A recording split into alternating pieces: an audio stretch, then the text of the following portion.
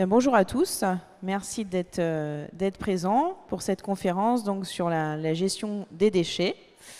Donc on va se présenter déjà.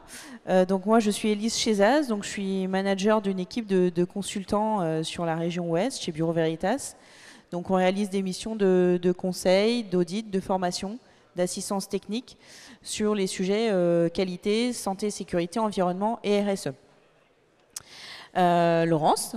Bonjour, Laurence Epo, je suis manager opérationnel également sur tout ce qui est diagnostic. Diagnostic dans le cadre de bâtiments plutôt existants, diagnostic amiante, plomb, termites et diagnostic déchets, radon, enfin tout ce qu'on appelle chez nous les polluants du bâtiment. Et on est une trentaine de personnes sur les Pays de Loire.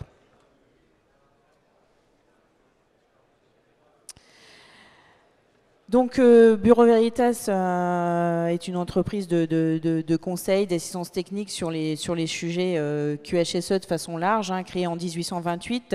On est plus de 80 000 personnes dans le monde. Et donc on a développé une prestation, enfin plusieurs prestations en lien avec les enjeux environnementaux. Et donc c'est le sujet d'aujourd'hui, donc sur la partie déchets.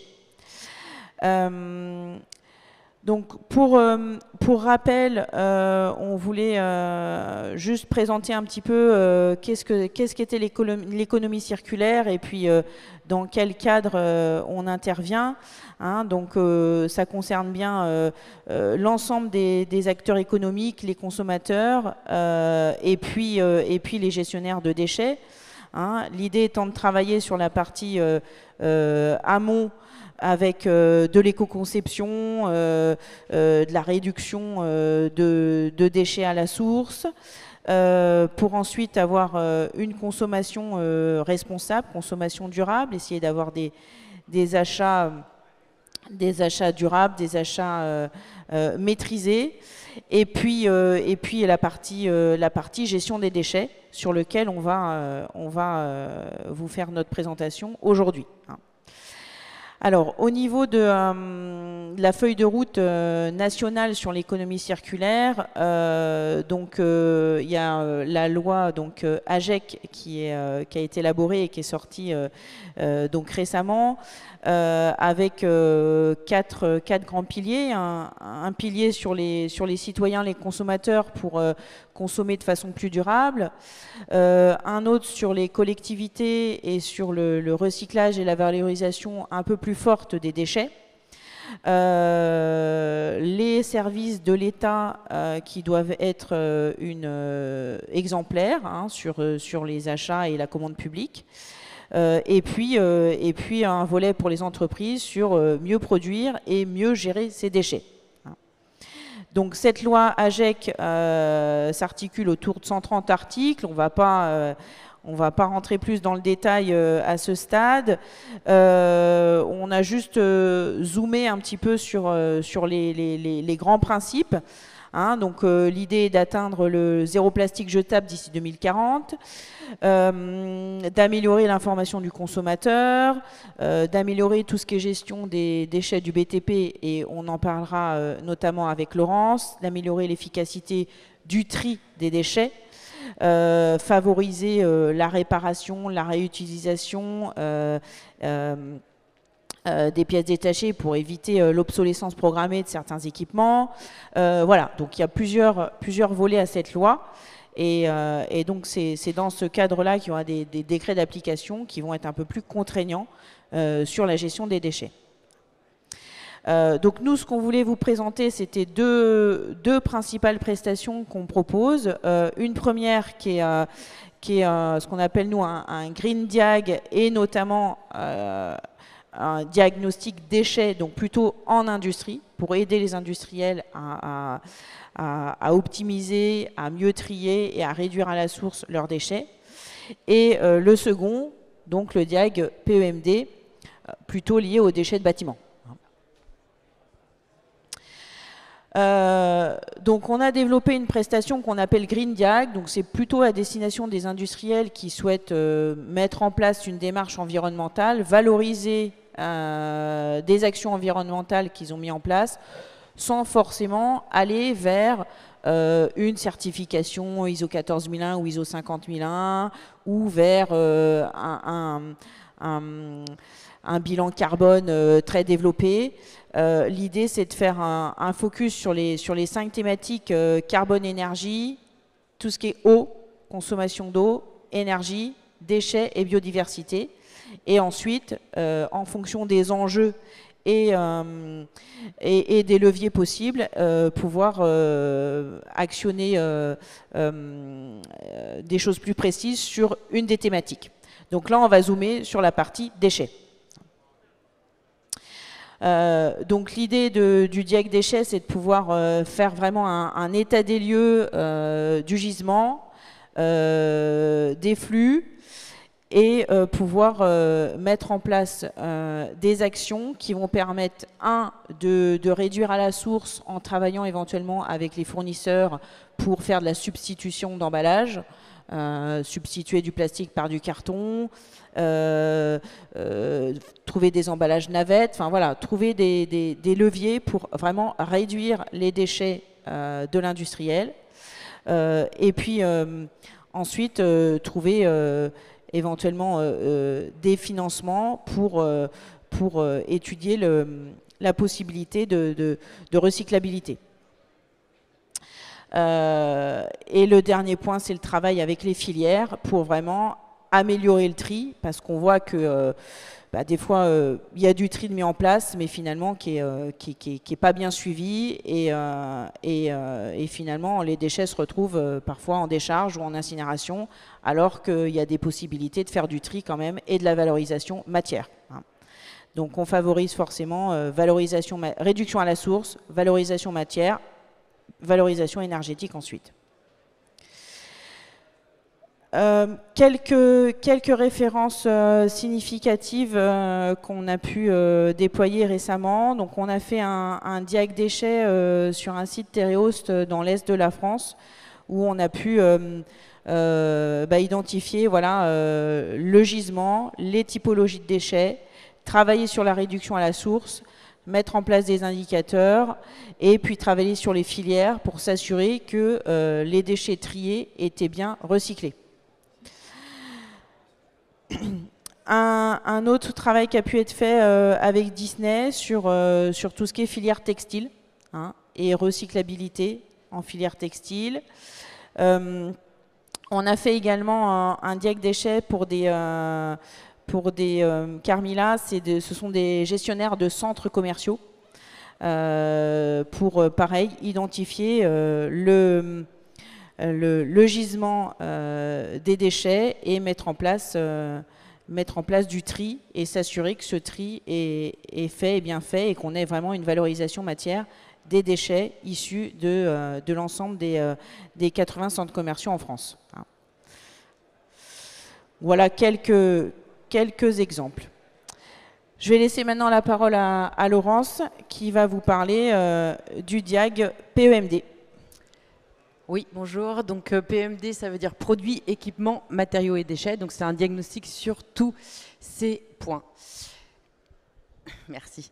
Donc ce PEMD se situe vraiment dans la continuité aussi de la loi AGEC sur l'économie circulaire.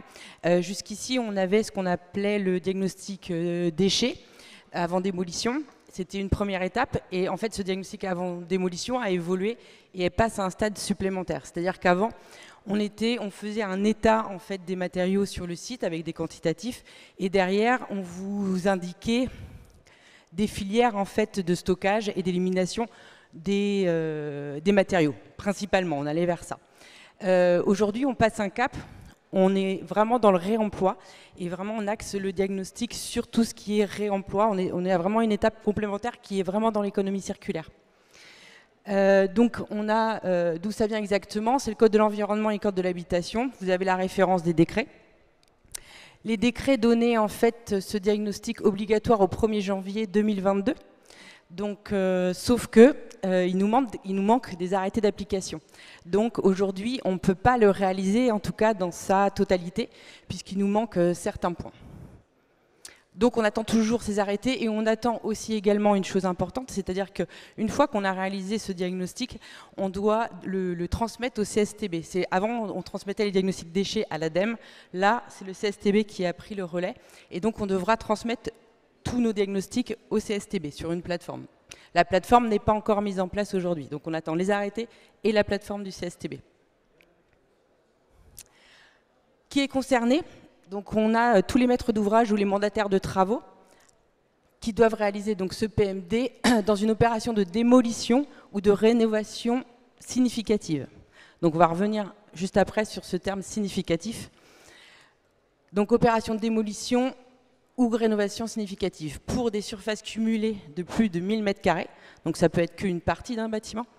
Il faut qu'on ait à minima 1000 m², mais également des sites où on a eu une activité en fait polluante. Donc il précise activité agricole, industrielle ou commerciale. Donc ça peut impliquer pas mal de monde, quelle que soit la surface. Là, c'est et où. C'est-à-dire que les 1000 m² sautent à partir du moment où vous avez eu une exploitation qui produisait en fait des produits polluants. Donc, qu'est-ce qu'une rénovation significative? Donc, c'est là aussi où on a encore un peu un flou, c'est-à-dire qu'il faut qu'il y ait au moins 2 éléments dans cette liste qui sont concernés. Donc, 2 éléments, c'est-à-dire que soit on travaille sur les planchers, ne déterminant pas la résistance ou la rigidité la résistance ou la rigidité de l'ouvrage, soit on travaille sur les cloisons extérieures, les huisseries, les cloisons intérieures, les installations sanitaires et de plomberie, les installations électriques ou les systèmes de chauffage. Donc à partir du moment où dans votre programme de rénovation, vous avez 2 de ces items qui sont concernés, vous êtes dans le champ en fait, de cette réglementation. Après, ce qu'on attend, c'est finalement à quelle hauteur? Est-ce que si on change juste une menuiserie ou si on change juste un plancher? Enfin voilà, on attend après des précisions sur le volume de chacun des items. Et ça, c'est important pour savoir exactement si vous êtes ou pas dans le champ. C'est à faire quand? Donc ça, c'est important. C'est préalablement à la demande d'autorisation d'urbanisme ou autorisation de travaux ou de démolition. Donc ça, c'est vraiment la date en fait importante pour vous. C'est-à-dire qu'aujourd'hui, comme on ne peut pas le faire complètement, si vous déposez une demande aujourd'hui, finalement, vous pouvez passer outre ce PMD. Maintenant, dès que les textes, les arrêtés vont sortir, là, ce sera obligatoire. Donc il faut être prêt aussi parce que ça, dès qu'ils vont sortir, ça va être applicable complètement. Et donc aussi, donc on a soit les demandes d'autorisation, soit la passation, l'acceptation des devis ou la passation des marchés. Et attention, du coup, dès que ce sera applicable, on a quand même une obligation légale et derrière une sanction pénale possible. Bon, on n'en est pas encore là, mais sachez-le. Donc, qu'est-ce que le PMD? C'est ce qu'on disait avant, on était plutôt... alors avant, on était dans la démolition, après on est passé au stade, on va dire, déconstruction, où voilà, on triait quand même sur place pas mal les déchets. Et là, maintenant, on axe vraiment, c'est ce que je vous disais, sur le réemploi. Réemploi sur site ou sur un autre site, mais on va vraiment travailler sur ces éléments-là. Et entre autres, je reviens sur la plateforme CSTB, on imagine en fait que ça va être un peu une plateforme d'échange, c'est-à-dire moi je déconstruis, j'ai des cloisons intérieures modulaires que j'enlève, qui sont encore en bon état, et c'est pour ça aussi que dans le diagnostic, on va faire un diagnostic et on va noter l'état en fait des matériaux qui vont être déconstruits, pour que derrière, si une société souhaite récupérer ces cloisons qui sont encore en bon état, les réutiliser chez eux. Donc moi, on a un client comme ça qui est la Maïf qui fait déjà ça dans le biais en fait d'associations. Ils ont pris déjà l'initiative, ils sont en amont. Donc il y a déjà des sociétés qui sont en avance sur ce type de démarche, quoi. Donc c'est quoi le diagnostic? Donc en premier lieu, on estime, c'est-à-dire qu'on va sur site, on repère la nature de tous les matériaux à déconstruire, la quantité, la localisation. Donc là c'est le repérage, le relevé sur site en fait des matériaux. Ensuite, derrière, on identifie tous les matériaux, produits de la construction et équipement, donc on les classe par type de famille et surtout avec leur état de conservation, leur fonction, le réemploi possible. l'indication de dépose, le stockage, le transport. En fait, tous ces points vont être abordés dans le diagnostic. On va beaucoup plus loin. Avant, c'était vraiment plus un état des lieux avec les quantitatifs. Là, on va plus loin et on donne des éléments pour aider à la gestion en fait, de ces déchets sur le site concerné. Et là, cette partie-là, c'est aussi une partie qui est encore floue on attend justement des détails avec les arrêtés qui vont sortir. Donc ça, c'est une étape très importante puisque c'est le cœur de la plus-value du diagnostic. Hein. C'est vraiment là où le travail se fait. Et derrière, donc on l'a dit, réemploi ou alors, recyclage, valorisation sur site, réutilisation et dans le pire des cas, ce qui reste en filière classique de déchets, quoi.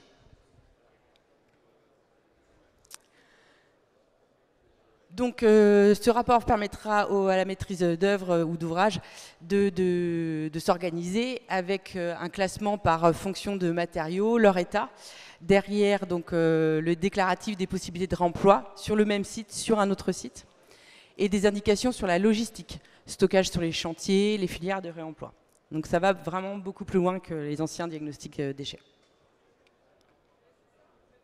Oui aussi, donc le diagnostic sera à transmettre en fait donc, à la plateforme du CSTB, mais il y aura aussi une seconde étape, c'est-à-dire qu'à la fin du chantier, à la fin voilà, du chantier, il faudra établir un formulaire de recollement, c'est-à-dire qu'en fonction du diagnostic qui vous aura dit il y a tant de tonnes ou de mètres linéaires de tel et tel matériau, derrière, il y a un formulaire qui devra être complété sur réellement ce qui s'est passé sur le chantier.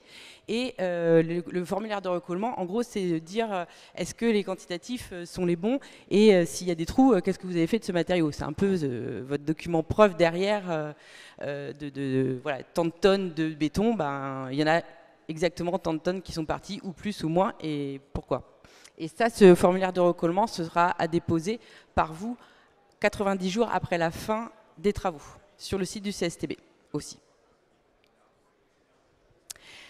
Et après, pour faire les diagnostics aussi de cette nature, il y a des éléments qui sont importants, c'est de repérer tous les matériaux qui sont polluants et qui ont des filières spécifiques de recyclage, comme l'amiante, le plomb et la pollution de sol. Donc ça, c'est des diagnostics, nous, il faut faire en amont et sur lesquels on se base pour établir aussi nos quantitatifs de matériaux dangereux sur le site.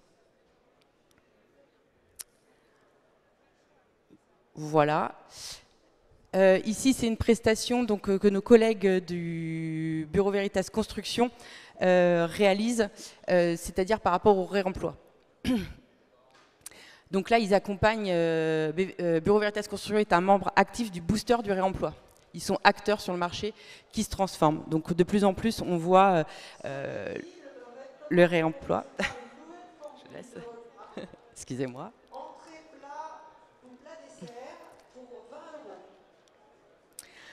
Donc sur toute la France, Bureau Veritas Construction peut accompagner en fait les clients sur vraiment trouver des filières pertinentes sur les réemplois et en fonction de vos sites et de vos matériaux à réemployer. Ça, c'est des exemples de réemplois qui ont été faits par BVC, enfin où ils ont accompagné avec Groupama, Gessina, Nexity, Covea, voilà, stockage temporaire des matériaux sur site pour que d'autres sociétés viennent les récupérer. Et je crois qu'on a terminé là. Est-ce que vous avez des questions? Oui.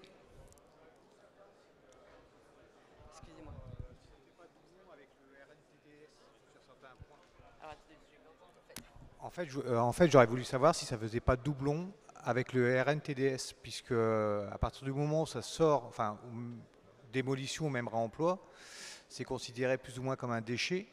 Il y a le RNTDS qui doit être rentré. Donc là, est-ce que le diag fait pas, et le fait de devoir le rentrer après derrière ne fait pas doublon? Le rentrer dans le logiciel. Ah oui. Alors là, c'est quand même un peu une colle pour moi sur cette partie-là. Non, je vais pas. Je suis désolée, je vais pas pouvoir vous répondre sur ce doublon. Je creuserai. Éventuellement, je pourrais vous répondre après coup, mais non, ouais, je connais pas ce RT DNS.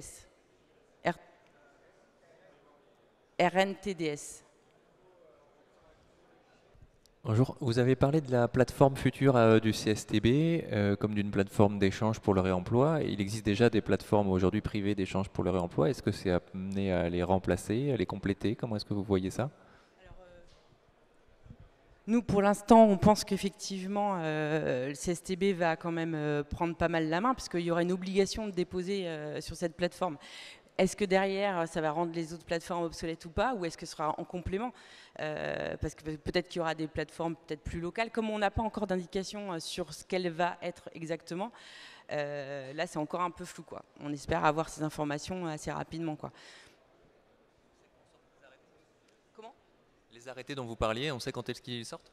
Alors, les dernières rumeurs, parce que ça reste des rumeurs, c'était pour juillet, mais on a un doute de plus en plus fort, juillet arrivant très prochainement, on a un doute là que ce soit peut-être 2023.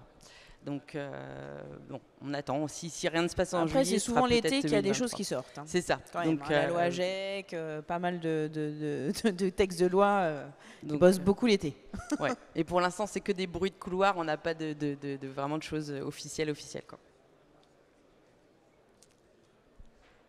Est-ce qu'il y a d'autres questions?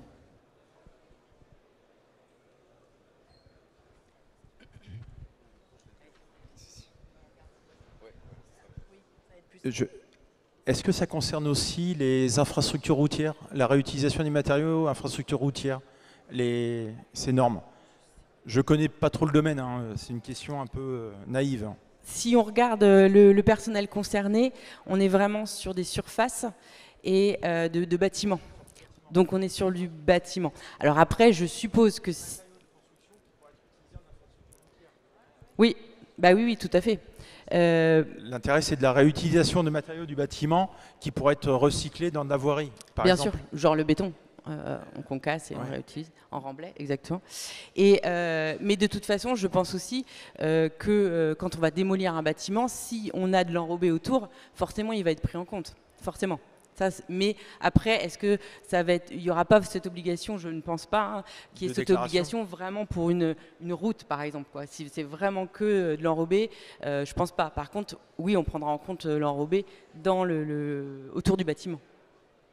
Et après, je suppose que les plateformes du CSTB seront accessibles et on pourra récupérer, enfin, pour tout le monde, quel que soit le corps de métier. Donc, on pourra réutiliser les matériaux, bien sûr.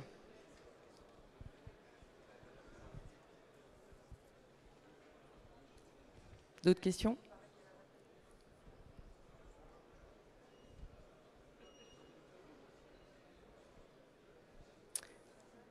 C'est bon pour vous? On a laissé des cartes ici et on est au stand de D18. Si vous avez d'autres questions que vous voulez aborder en tête à tête. Merci en tout cas de votre attention. Bon après-midi.